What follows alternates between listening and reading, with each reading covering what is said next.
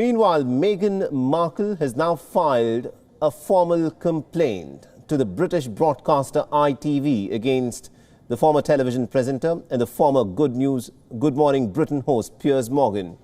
The complaint focuses on how Morgan's remarks might actually affect those who are dealing with issues of mental health.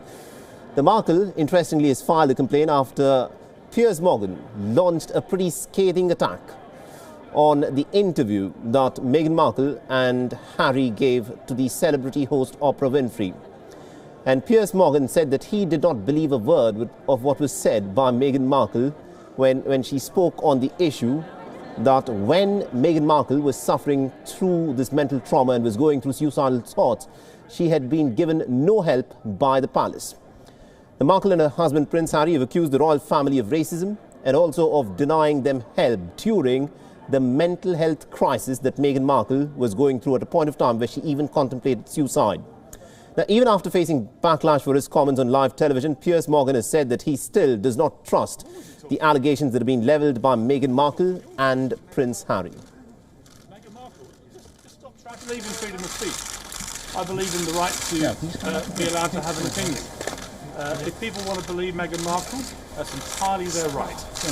I don't believe almost anything that comes out of her mouth. And I think the damage she's done to the British monarchy and to the Queen at a time when Prince Philip was lying in hospital is enormous and frankly contemptible. So if I have to fall on my sword for expressing an honestly held opinion about Meghan Markle and that diatribe of bilge that she came out with in that interview, so be it. Meghan Markle, just stop trashing the royal family. You make enough money off their titles that they gave you, so why don't you just bank the cash and stop trashing the royal family?